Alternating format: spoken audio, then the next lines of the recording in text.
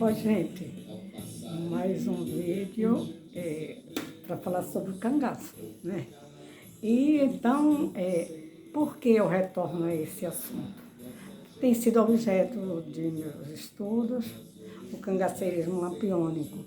E esta semana eu estava assistindo TV, quando mostraram um processo que tinha como a pessoa que estava sendo indiciada era o Virgulino Ferreira da Silva, vulgo Lampião, rei do cangaço, né?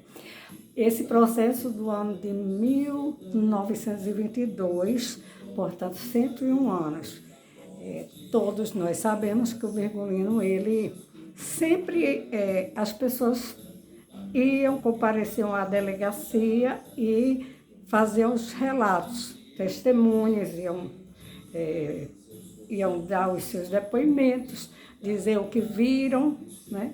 Mas o Virgulino, ele só respondeu a um único processo em toda a sua vida de crime, ele só respondeu a um único processo, e assim mesmo, depois que ele compareceu a uma delegacia, ele sumiu e passou aquela vida de nômade. Ninguém sabia como localizar o Virgulino, impossível.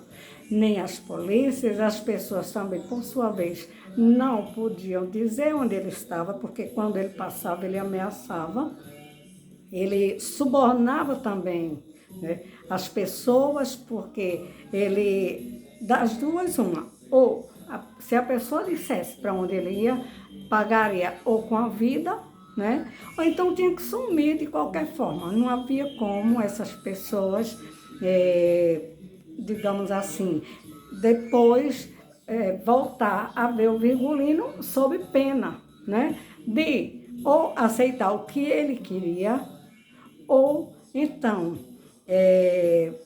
serem mortas, né? E então, agora, provavelmente no mês de janeiro, vai surgir um outro trabalho, mas nessa feita o trabalho vai ser para fazer digamos assim, levar ao tribunal de júri, né, o Corisco, né, que depois que o Virgulino foi morto, ali no ano de 1938, eu estou procurando aqui uma foto da Fazenda Patos, né, que o Virgulino foi morto, e depois, então, o Corisco, sabendo disso, ficou sabendo, através das bocas maliciosas também, ou então com medo de alguma coisa, aí o Corisco vai à Fazenda Patos e elimina com uma família inteira, né? Matou todo mundo, certo? Daquela fazenda. Então, vão levar o Corisco a julgamento, né? Agora, o que é mais interessante nesse que deverá ocorrer, vai juntar muita gente. Acho que aquelas pessoas que já vivem estudando o cangaceirismo lampiônico, tem aquelas que são realmente, não é só para estudar, mas são os apaixonados, né? As pessoas que vivem, que são deslumbradas pela figura do Virgulino. Deixa eu ver aqui se eu encontro. Do Virgulino e da Maria Oliveira, né? Então, essas pessoas vão juntar, se não me engano, na cidade de Piranhas, por sinal, um lugar muito bonito, eu conheço, né? Mas aí vão fazer esse julgamento. E, por incrível que pareça, gente, quem vai ser, né, a testemunha, né, durante esse jurado, quem vai ser uma das testemunhas, né, que ainda está viva, né, o filho do Dadá, né, desculpa aí, e do Corisco, né, ele vai ser o depoente, testemunha, como que ele será testemunha de um fato que ele desconhecia, porque até a morte do Corisco, do pai do Silvio Bulhões, que foi criado por um padre, o padre Bulhões, dizendo esse padre que o Silvio era sobrinho dele, que era filho de uma irmã do padre Bulhões. E depois, já de rapaz, então, o Silvio Bulhões fica sabendo que os seus pais eram os cangaceiros, porque antes ninguém falava, né? Aí, então, vai ser depoente não seria, porque ele, naquele período em que o Corisco assassinou, né, a família na Fazenda Patos, ele era muito garotinho, muito menino, né? E então ele fala, quando a gente escuta assim, os depoimentos do Silvio Bulhões, né, ele se emociona muito, porque ele sente muito orgulho do pai, da mãe, né? Ele fala, ele fica assim, uma pessoa inebriada, né? No fato do pai ser um cangaceiro, ser sempre, digamos, o vencedor, a mãe também. Ele fala que a Dadá atirava muito bem, muito embora ele escutou esses relatos da própria Dadá, da mãe. Ele não chegou a conhecer o Corisco, né? Mas ele fala como se estivesse presenciando tudo. Ele fala, quando a mamãe ia passando no rio, aí ele se inclui, nós passamos por muitas dificuldades, né? Quando ele vai falar que a mãe estava grávida dele e que passava por muitas dificuldades, mas sempre vencedora, sempre uma mulher muito boa, muito maravilhosa, né? E então ele enaltece muito os feitos da mãe e do pai, né? Outros momentos, aí ele vai falar sobre a mamãe, que a mamãe atirava muito bem, né? A mamãe tinha um 38, um revólverzinho assim, que era de enfeite. Mas, vez por outra, ele diz o seguinte, que depois que o Corisco, né, foi alvejado no braço, né, e ficou com o braço paralisado, a mamãe, a Dadá, era quem atirava, né, e pegava em armas pesadas, né? Então, a mamãe atirava melhor do que o papai, a Dadá, atirava melhor do que o Corisco, né? Ela não errava um tiro, né? E depois disse que a mamãe nunca matou ninguém, né? Segundo as conversas que ela escutou da mãe. Ele, aliás, o Silvio Bulhões escutou da mãe, que foi quem repassou determinados fatos e com muita precaução e se enaltecendo, né? Ela passava as informações para o filho, que era uma pessoa, isso, aquele outro, foi muito batalhadora, muito lutadora. Aí entra a história que ele vai falar que a mamãe era muito apaixonada pelo pai. Depois ele vai falar também que a Dadá foi raptada. Outros momentos, tem vídeos em que a Dadá deu depoimentos, né, que foi raptada. Em outros, ela diz que conheceu, que quando conheceu o Corisco, que ela chegou na casa da madrinha dela, né, o Corisco estava deitado numa rede, aquele homem bonito, aquele homenzarrão bonito, loiro, né, maravilhoso, e ela olhou assustada assim para ele, e ele olhou para ela, diga isso, sua rana, como é que a Dadá conheceu o Corisco nessas circunstâncias, né? E ele já a chama de Sussuarana.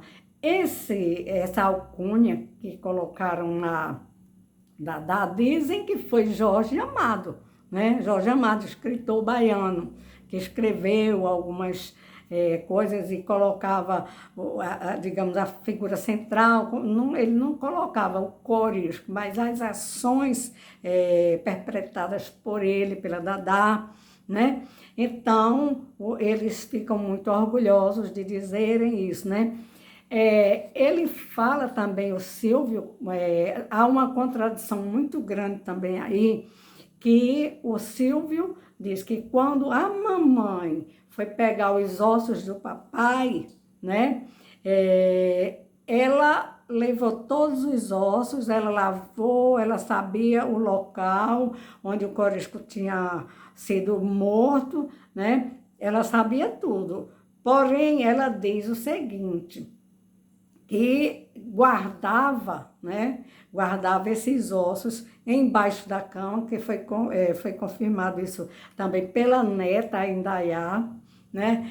E já o Silvio Bulhões diz que a mamãe guardava os ossinhos do papai em cima do guarda-roupa e que tinha muito carinho, tanto carinho, né? Que quando a mamãe estava presa, aí teve um Alcides que era muito apaixonado pelo corisco, né? E admirava muito o corisco e por isso juntou-se a Dadá, né? E que a Dadá deu uma costelinha para o Alcides. São coisas assim, gente, que imagine a pessoa dormir com os ossos de uma pessoa já morta há muito tempo, depois de enterrado, né, exumaram o corpo, tudinho, aí a Dadá dormia com os ossos embaixo da cama. Isso dito pela Indaiá. Porém, o Silvio, né, o filho, né, diz que ela guardava sobre o guarda-roupa e que tinha muito cuidado, até que depois ele, o Silvio Bulhões, manda exumar, digamos assim, cremar a cabeça do corisco e então está hoje, os ossos foram enterrados lá no mausoléu, mas essa cabeça foi cremada, né?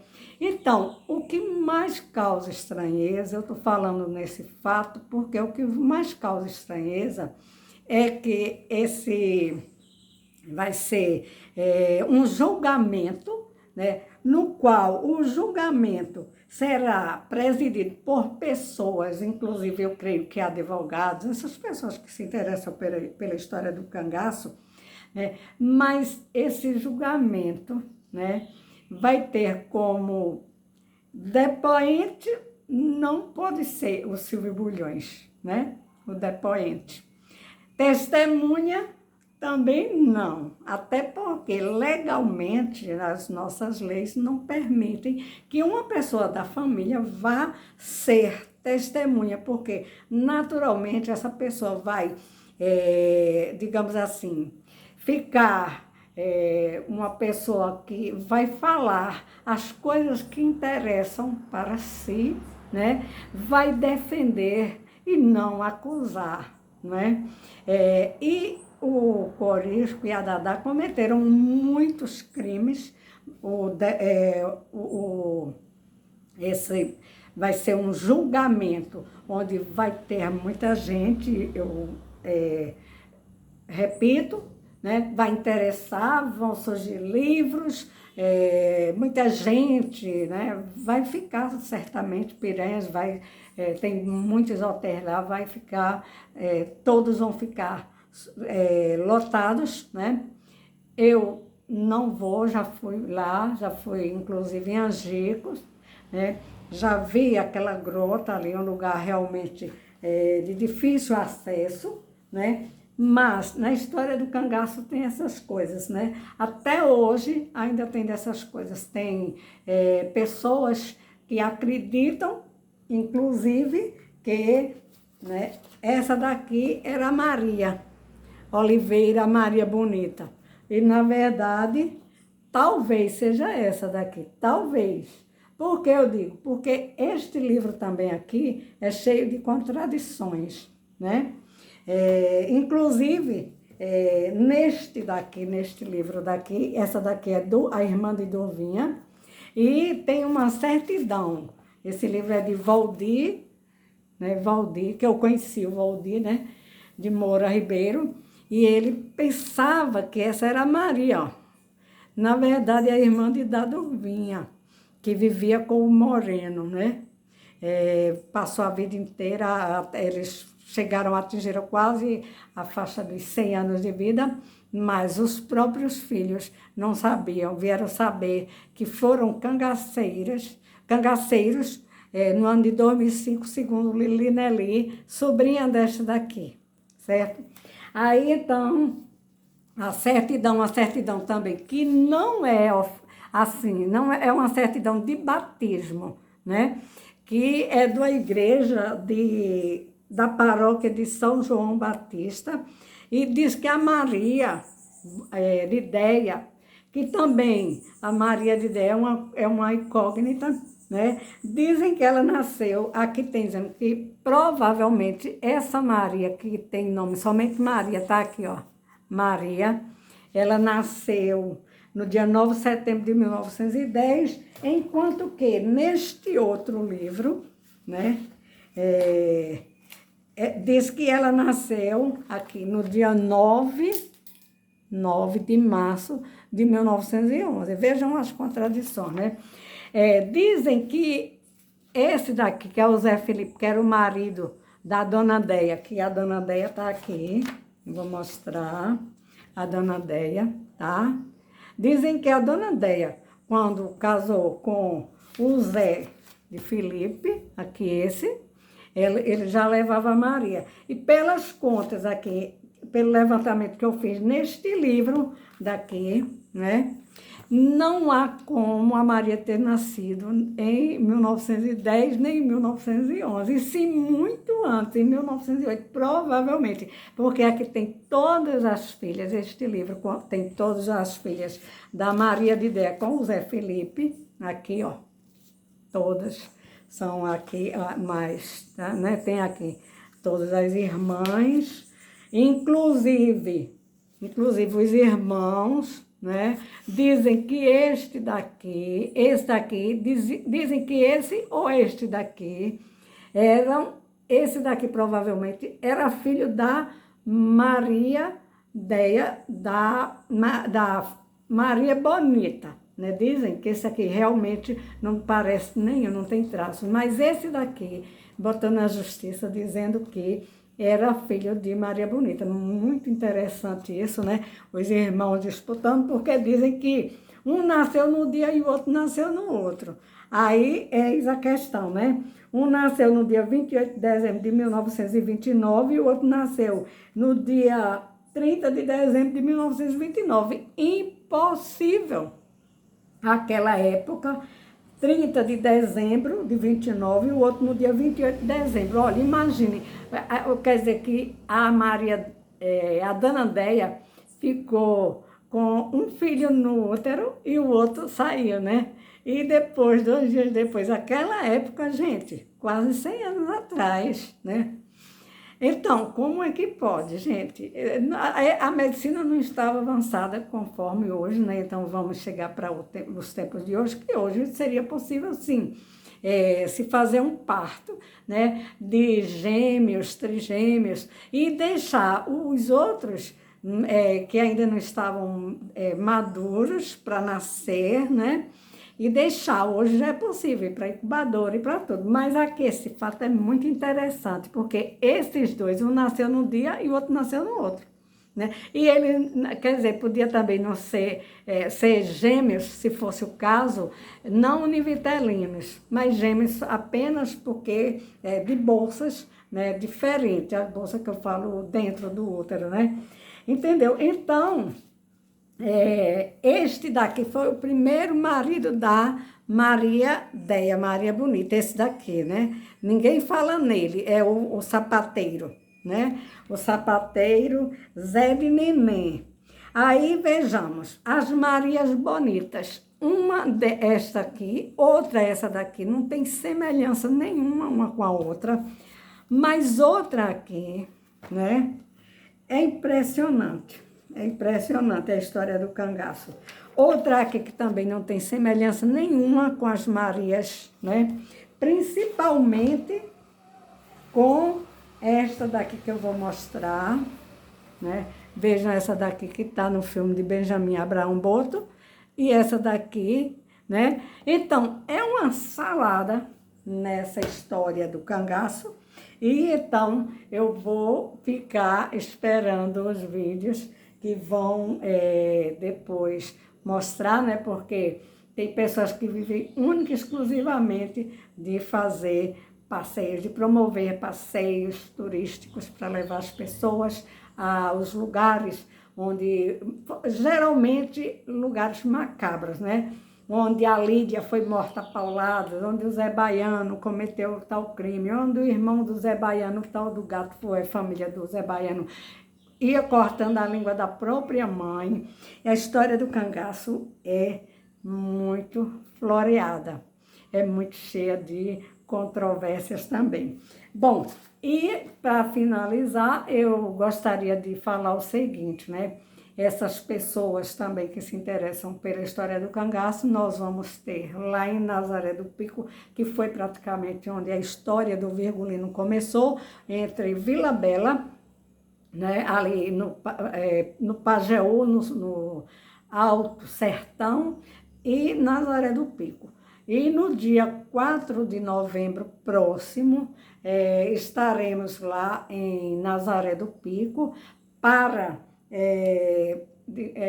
para a inauguração das placas que vão conter o QR Code em todas as placas, nas casas onde residiram os soldados das volantes de Pernambuco, na maioria lá em Nazaré do Pico, que formou-se um forte ali, e então vai ser divulgada a história não contada por ex-cangaceiros, né?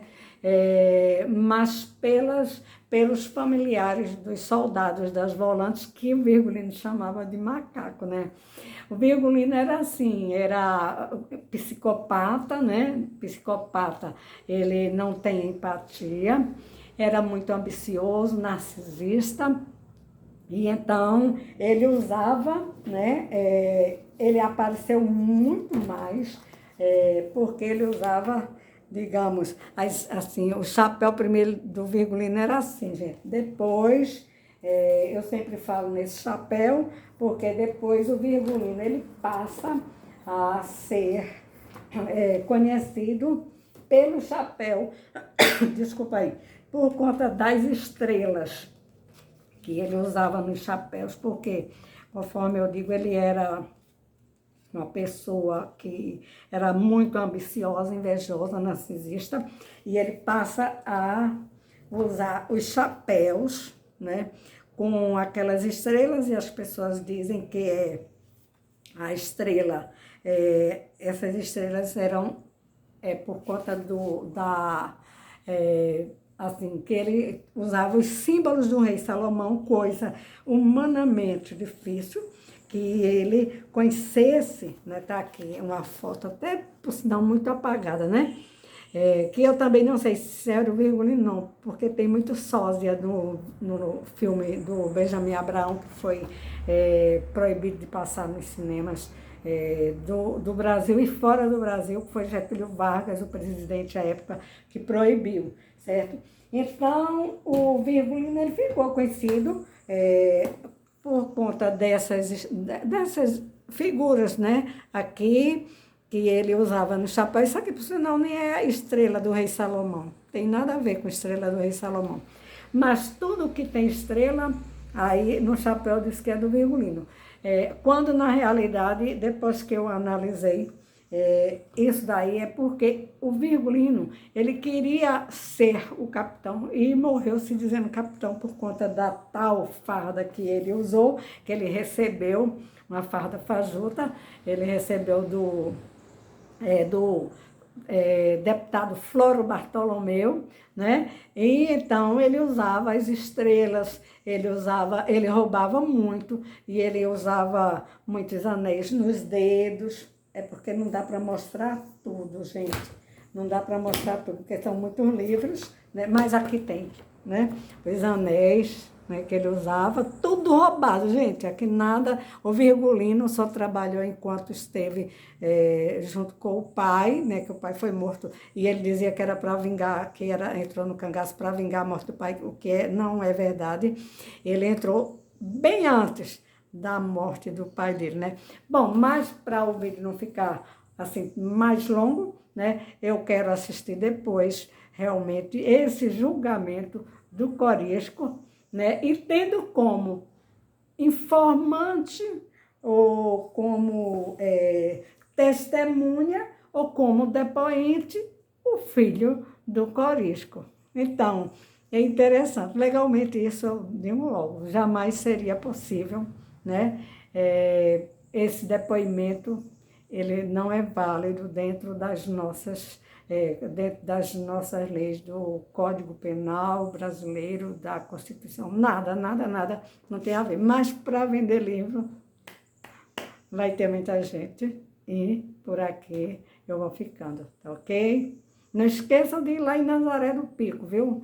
Lá em Nazaré do Pico, no dia 4 de novembro, agora, faltam poucos dias, nós vamos ter a inauguração, digamos assim, as placas identificando as casas, são várias casas na vila, onde, por exemplo, onde tem a casa de Arconso, que era o irmão de Manuel Neto. Manuel Neto não morou em Nazaré do Pico. O meu tio Isaías também não morou em Nazaré do Pico, era da EMA, já Manuel Neto era do sítio Algodões, da Fazenda Algodões, mas todos juntaram-se ali e foram combater o Virgulino Ferreira da Silva, vulgo Lampião, o rei do cangaço. Vamos torcer para assistir, que vai ter muita história, né? E eu quero escutar